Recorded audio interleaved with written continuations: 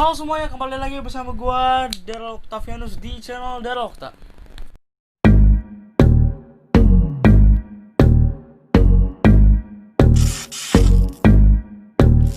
Oke guys, terima kasih sudah klik video ini, dan seperti judul dan thumbnail yang ada di sini, jadi kita akan membahas seputar sekolah, yaitu sekolah dari jenjang SMA, SMK, atau MA dan MAK. Jadi ini sangat cocok untuk kalian yang udah kelas 9 kayak gua, yang mau memilih kelanjutan sekolah kalian. Di video kali ini gua akan memberitahukan kepada kalian semua, menginformasikan untuk kalian agar kalian bisa tahu apa itu SMA, SMK, dan MA dan MAK, supaya kalian bisa memilih apa yang sesuai dengan diri kalian ini guys, gitu guys. Oke guys, langsung aja kita masuk. Jadi guys, di jenjang SMA ini kamu nantinya akan memilih lagi pengelompokan mata pelajaran berdasarkan minat serta kemampuan dan bakat masing-masing gitu guys. Jadi kalau kalian mau memilih, kalian harus lihat dari diri kalian masing-masing, bakat dan minat kalian gitu guys. Jadi jangan asal masuk aja. Jadi di SMA ini ada kurikulumnya gitu guys, kayak sekolah-sekolah biasa gitu. Dan di kurikulumnya itu terdapat jurusan-jurusan yang dapat kita pilih. Jadi di kurikulum KTSP 2006, kamu nantinya akan memilih pengelompokan, ya kan. Nah, pengelompokan tersebut dinamakan penjurusan dan dimulai dari kelas 11 SMA. Yang kedua adalah kurikulum 2013, kurikulum KTSP 2013. Pengelompokan tersebut dinamakan adalah peminatan, jadi minat, dan telah dilakukan dari mulai kelas 10 SMA. Jadi baru masuk langsung kalian dipilih untuk mengelompokkan. Dan di SMA ini peminatan dan pengelompokan ini terbagi menjadi 3. Jadi kalian nanti akan memilih jurusan IPA, IPS, dan tata bahasa. Apa sih IPA, IPS, dan tata bahasa? Ayo kita lihat selanjutnya. Pertama, IPA atau ilmu pengetahuan alam. Jadi penjurusan atau peminatan ini lebih fokus kepada mata pelajaran ilmu alam, ya karena namanya aja ilmu pengetahuan alam, jadi pasti fokus ke ilmu alam. Dan yang spesifik diajarkan dalam pelajaran atau jurusan atau peminatan ini adalah fisika, kimia, biologi, dan matematika.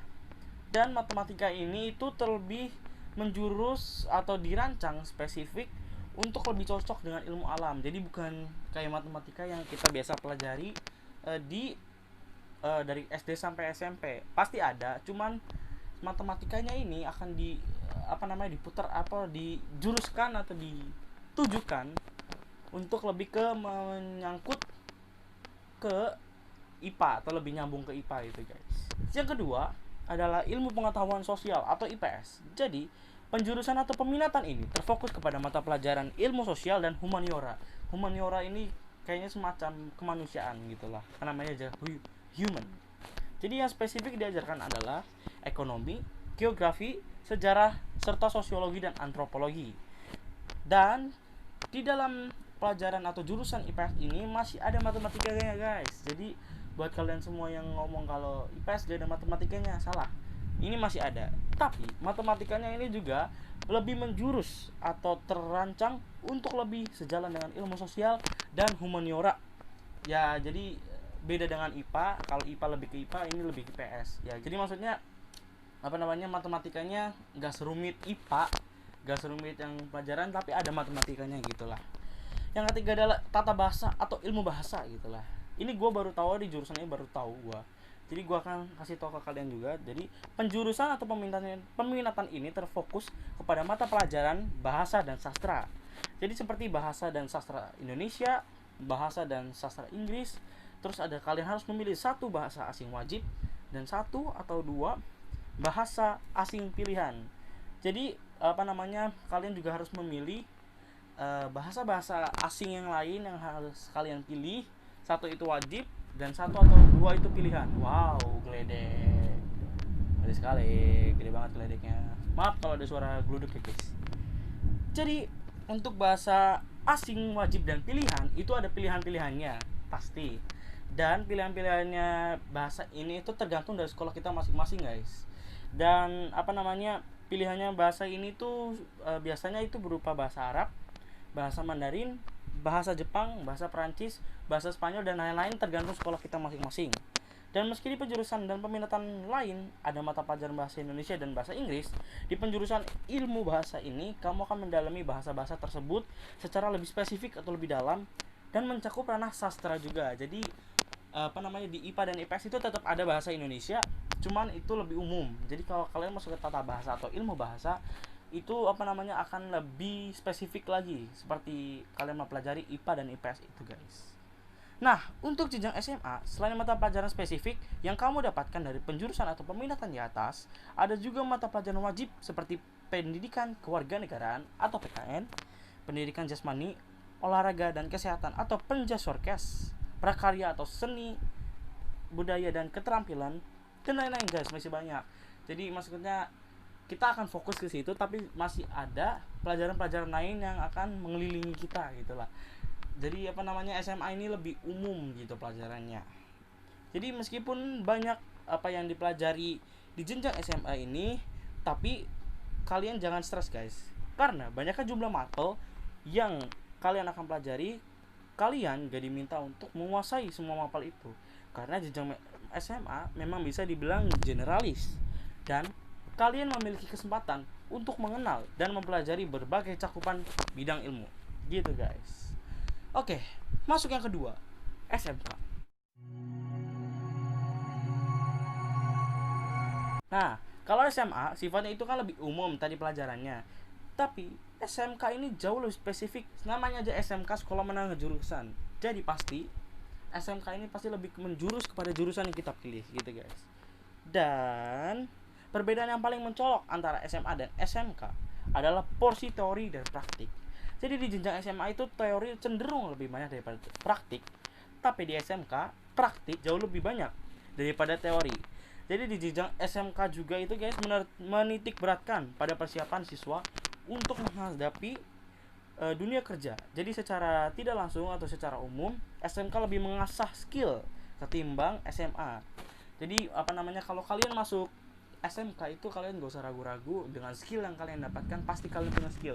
Jadi kalau kalian keluar SMK, kalian punya skill untuk masuk ke ranah atau dunia pekerjaan. Jadi kalian keluar, nih gue udah punya skill gitu, guys. SMK juga memiliki penjurusan, karena namanya juga kejurusan. Tapi jumlah jurusannya itu lebih banyak daripada SMK. Lebih banyak daripada SMA. Dan gue akan ngasih tahu ke kalian semua apa sih jurusan-jurusan yang ada di dalam SMK ini secara umum. Jadi gue akan ngasih tahu ke kalian jurusan-jurusan yang ada di SMK ini secara orang-orang yang jurusan-jurusannya itu yang lebih diketahui oleh orang itu. Yang pertama, teknik kendaraan ringan atau TKR. Di jurusan ini kamu akan belajar tentang keahlian atau skill dalam bidang otomotif, khususnya untuk kendaraan ringan seperti mobil. Jadi, guys, mobil ini kan berat, tapi untuk anak-anak SMK yang masuk ke dalam TKR atau teknik kendaraan ringan jadi mobil ini bukanlah hal yang berat untuk kalian pelajari, karena masih ada lagi barang-barang atau benda-benda atau kendaraan-kendaraan yang lain yang lebih berat buat mereka, yaitu adalah truk, kontainer, dan lain-lain. Jadi mobil itu kan berat kita untuk lihat, wah ini gede nih, tapi untuk mereka itu biasa aja, guys. Wih, mantep kan? Teknik pemesinan. Jadi di jurusan ini akan mengajarkan kalian tentang segala hal yang berhubungan dengan komponen mesin, mulai dari bahan dasarnya, cara memproduksinya, dan fungsi komponennya. Jadi di teknik pemesinan ini lebih ke mesinnya. Jadi kayaknya kalau teknik kendaraan atau TKR tadi itu lebih ke bodinya kayaknya, atau lebih ke luarnya, bukan di mesinnya. Tapi kalau teknik pemesinan itu lebih ke mesinnya, dan kalian bisa menjadi orang-orang yang bisa membenerin mesin gitulah, atau montir atau semacamnya gitulah. Yang ketiga adalah teknik komputer dan jaringan. Jadi teknik komputer dan jaringan ini atau TKJ, kalian akan mempelajari tentang teknik perakitan komputer, perawatan komputer, serta instalasi atau pemasangan jaringan, guys. Gitu. Jadi kalau kalian masuk ke jurusan tadi yang teknik komputer dan jaringan, kalian nanti akan belajar kayak gitu, guys. Jadi kayak rakit PC, ngerawat PC, dan semuanya tentang komputer kalian akan belajar tentang itu. Jadi kalau kalian suka dengan komputer atau dunia komputer, kalian bisa masuk ke jurusan ini dan kalian bisa masuklah kalau kalian suka. Selanjutnya adalah tata boga. Jadi di tata boga ini seperti namanya tata boga, yaitu adalah masak. Jadi di jurusan ini kamu akan mempelajari seluk-beluk kuliner, dari teknik memasak, peralatan memasak, bisnis kuliner dan lain-lain. Jadi untuk kalian cita-citanya jadi chef bisa nih masuk ke jurusan ini, karena memang cocok banget buat kalian nih yang mau masuk ke dunia permasakan atau dunia kuliner lah, yang suka masak dan yang suka makan. Lanjut guys, selanjutnya adalah tata busana. Di tata busana ini kalian akan mempelajari semua yang berhubungan dengan industri pakaian. Tidak hanya menjahit, kamu juga akan belajar tentang pola pakaian, desain, mode, serta usaha bidang sandang atau pakaian. Jadi untuk kalian yang mau menjadi desainer, yang kalian suka menjadi desainer atau jadi penjahit karena ini juga ada belajar tentang menjahit, tapi lebih spesifik ke membuat bajunya gitu guys. Jadi misalkan kalian suka merancang-rancang, ini bajunya gini, oh ini bajunya nih kayak gue nih, gue pakai baju ini dibuat dulu. Jadi kayak arsitek gitulah, tapi ini membuat pakaian atau baju gitu. Jadi kalau yang kalian suka bisa masuk ke jurusan ini di SMK. Oke, selanjutnya adalah akuntansi. Jadi di jurusan ini adalah jurusan yang paling populer di kala ini. Dan di jurusan ini kalian akan mempelajari tentang bagaimana pembukuan dan pencatatan sistem keuangan di sebuah perusahaan atau badan usaha gitu guys. Jadi ini cocok banget buat kalian yang suka ngitung-ngitung uang. Jadi akuntansi ini itu lebih ke duit, uang, dan uang. Jadi lebih mengatur ke uang dan administrasi gitulah. Sepertinya ya guys. Kalau gue salah tolong perbaiki. Oke, lanjut. Yang terakhir adalah multimedia. Jadi sesuai dengan namanya, multimedia, multi itu adalah banyak dan media adalah perantara. Jadi kalian akan mempelajari segala sesuatu yang menyangkut penyampaian informasi melalui berbagai perantara. Jadi misalnya kalau kamu itu pengen bikin video di YouTube kayak gua gini, itu tuh kalian tuh nggak bisa sembarangan bikin guys. Karena contohnya ini ya, contoh.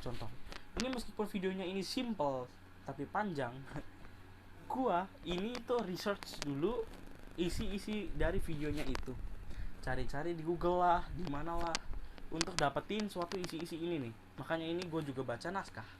Jadi penting banget untuk kalian ketahui. Jadi buat konten YouTube itu nggak cuman gampang record upload terus gak ada ide, kalian cuman langsung cari ide, ayolah record aja gitu, nggak bisa.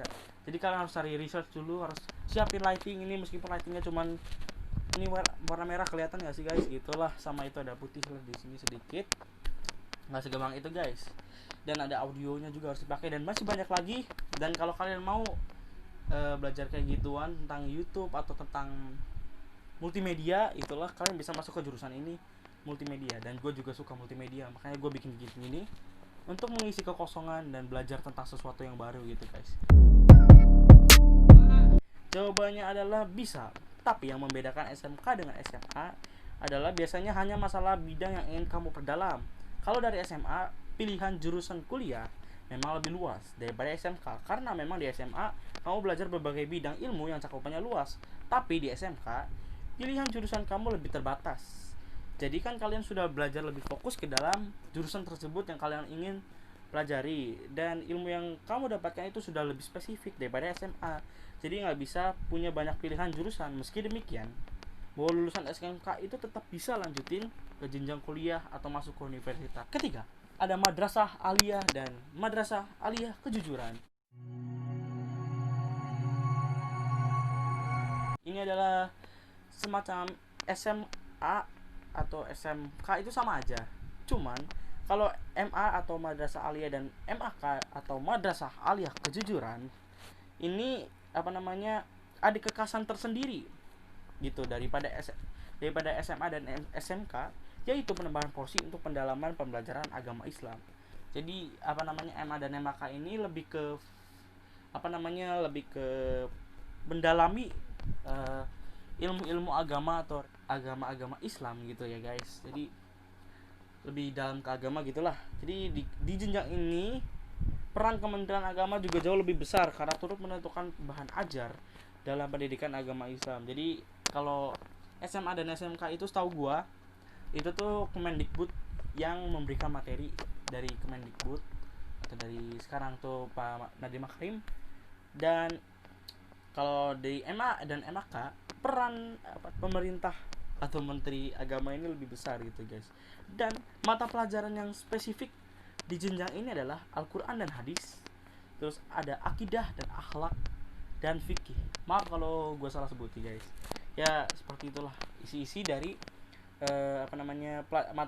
mata pelajaran yang terdapat di MA dan MAK. Jadi contohnya gini nih. Jadi gue ini pengen daftar di SMAA dan gue juga pengen daftar di SMKB. Dan ternyata itu tidak boleh guys, atau nggak bisa. Tapi kalau kalian mau daftar kayak gue pengen daftar di SMAA, SMAB, SMAC itu boleh guys, atau SMKA, SMKB, SMKC itu boleh, karena itu mungkin masih satu ranah atau masih satu satu jalur lah. Nah gitu guys. Jadi kalau kalian mau daftar di SMAA dan SMK itu nggak boleh. Jadi kalau itu harus satu ranah gitu lah, SMA. Jadi kalau mau daftar di SMA ya SMA semua, kalau mau daftar di SMK SMK semua gitu. Jadi kalau kalian itu kalau mau pilih jadi SMA semua, SMK semua gitu. Ini adalah pekerjaan-pekerjaan yang dapat diraih oleh siswa-siswa yang masuk ke jurusan IPA dan IPS.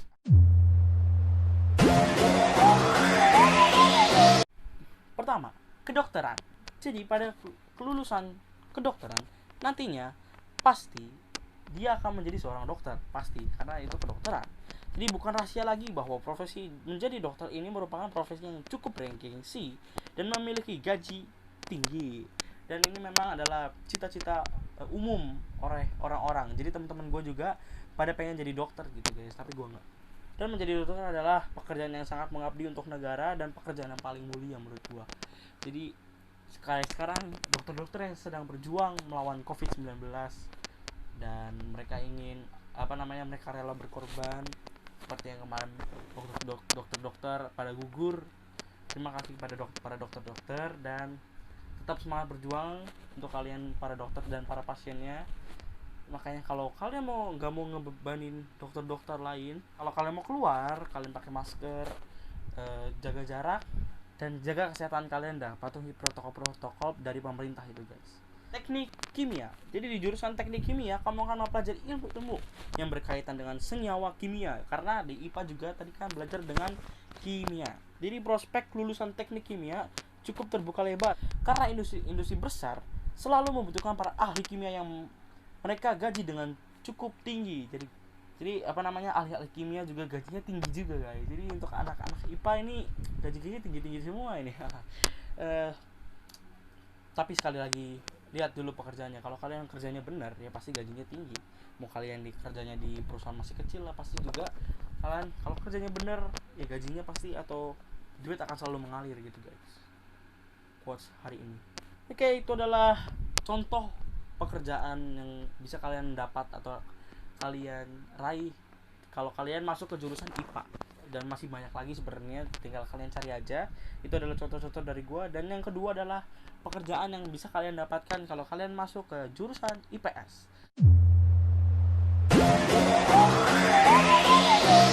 Yang pertama adalah content writer. Dengan maraknya strategi pemasaran digital belakangan ini dan diramalkan akan semakin berkembang di tahun 2020 ini, tentu banyak perusahaan yang akan membutuhkan content writer. Content writer dalam perusahaan bisa membantu dalam meraih traffic organik melalui blog yang diproduksi hingga mengoptimalkan SEO gitu guys.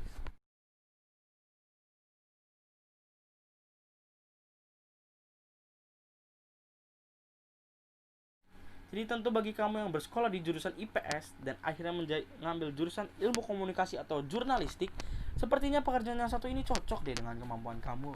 Yang kedua adalah sales marketing. Jadi profesi dan industri yang satu ini melekat banget jadi salah satu pekerjaan untuk jurusan IPS. Sebetulnya siapapun bisa menjadi sales marketing, asalkan suka bertemu orang baru dan memiliki kemampuan komunikasi yang baik. tentu profesi yang satu ini itu akan tetap naik daun di tahun 2020 ini dan seterusnya. Karena banyak perusahaan startup yang membutuhkan sales marketing untuk memasarkan produk yang dihasilkan kepada klien, partner, terus end user, atau bahkan investor, guys. Jadi dari sinilah profesi ini dibutuhkan. Biasanya jika seseorang memiliki performa yang baik, ada komisi yang diberikan perusahaan, gitu guys. Jadi kalau kita kerjanya baik, duit terus ngalir, guys. Mantap. Komisi ini biasanya sudah diatur berdasarkan jumlah persentase dari penjualan yang Anda hasilkan. Jadi kalau kalian mau jadi sales itu kuncinya cuma satu, guys, mau ketemu orang dan bisa berbicara sama orang gitu, guys. Contoh sales marketing adalah kalau kalian lihat orang-orang yang misalkan keliling-keliling nawarin produk mereka yang bagus gitu ya, atau yang baru, itu nikah, itu namanya sales marketing, guys. Atau SPG gitu, itu namanya sales marketing, guys. Yang terakhir adalah pengacara. Jadi siapa bilang profesi ini sudah kalah pamor dengan profesi yang lainnya? Enggak kok. Masih banyak anak muda yang pada kuliahnya memilih jurusan hukum dan akhirnya menjadi pengacara gitu. Jadi jadi di jurusan IPS ini kalian bisa jadi pengacara dan bekerja di law firm atau menjadi notaris. Jadi pekerjaan satu ini masih akan naik daun di tahun 2020. Tapi tentu ada perbedaan yang terlihat dari perkembangannya dunia digital. Pasalnya kini banyak mahasiswa yang baru lulus memberanikan diri untuk membuat sebuah startup yang bergerak pada bidang konsultasi hukum. Beberapa di antaranya lebih memilih untuk bekerja sebagai tim legal di perusahaan-perusahaan startup yang berkembang. Jadi kemanapun kamu langkah, pastikan hal tersebut benar-benar pilihan yang tepat. Jadi guys, itu adalah pekerjaan-pekerjaan yang kalian bisa dapatkan jika kalian masuk jurusan IPS. Dan terakhir, ini adalah tips dari gua gimana caranya kalian memilih SMA atau SMK atau MA dan MK yang kalian mau pilih. Ini adalah sekedar tips dari gua. Kalian bisa ikutin atau enggak, terserah kalian. Yang penting gua ini ngasih tahu ke kalian. Yang pertama adalah memahami tentang jurusan yang ada di SMA atau SMK. Jadi kalau kalian udah nentuin jurusan-jurusan itu, kalian pasti lebih lebih segan atau lebih terbiasa atau lebih udah tahu gitu tujuan dari kalian masuk itu tuh mau ngapain. Jadi jangan masuk otak kosong atau otak blong. Jadi sebelum masuk atau sebelum kalian memilih kalian mau masuk mana, lebih baik kalian research dulu atau search di Google gitu. Apa sih jurusan ini, dapat apa, atau kalian ini kan udah nonton video gua, jadi kan kalian bisa lebih ngerti apa yang nanti kalian akan raih di jurusan yang akan kalian pilih nanti di SMA atau SMK gitu, guys. Yang kedua adalah mengenal berbagai SMA dan SMK atau MA yang ada di wilayah kita, mulai dari yang terdekat dari rumah sampai yang paling jauh dari rumah. Itulah, itu yang kedua sangat penting juga, karena itu kita harus lebih ngenalin gitu, ini jauh dari rumah atau dekat dari rumah gitu. Jadi kalau kalian misalkan nggak tahu itu jauh atau dekat, atau kalau malah nggak tahu alamatnya, itu parah. Gak mungkin sih kalau kalian nggak tahu sama sekolah kalian, masa nggak tahu tempatnya di mana. Yang ketiga adalah ikuti kemampuan dan bakat kalian dan kemauan kalian, karena itu penting. Kalau kalian masuk kalian nggak suka atau nggak mau, atau kalian dipaksa, itu akan berat di sini. Kalian nggak bisa nerusin itu dengan enjoy atau dengan kemauan kalian gitulah. Jadi kalau kalian mau masuk ke jurusan ini, kalian harus persetujuan dengan diri sendiri gitu.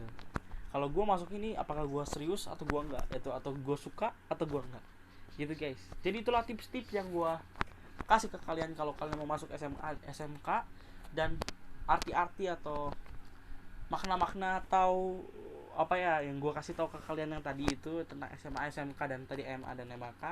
Buat yang kalian baru tahu, itulah yang gue tadi sebutkan, dan kita sama-sama belajar untuk kedepannya kita lebih baik dan gimana. Dan semoga nilai-nilai atau hasil, kan sebentar lagi juga mau ulangan gitu, terus kita nanti UN udah gak ada, nanti US kita mau lulusan, semoga nilai-nilainya bagus sehingga kita ini bisa masuk ke SMA atau SMK yang kita mau gitu. Jadi nggak cuma yang kita nggak mau. Jadi kalian harus tetap berusaha di kelas 9 ini. Semangat untuk para anak-anak kelas 9. Semangat juga buat gua. Kalian juga harus lebih rajin lagi. Terima kasih sudah menonton video ini. Jangan lupa untuk berlangganan, suka, dan berkomentar di bawah. Terima kasih, saya cinta Indonesia. Bye bye.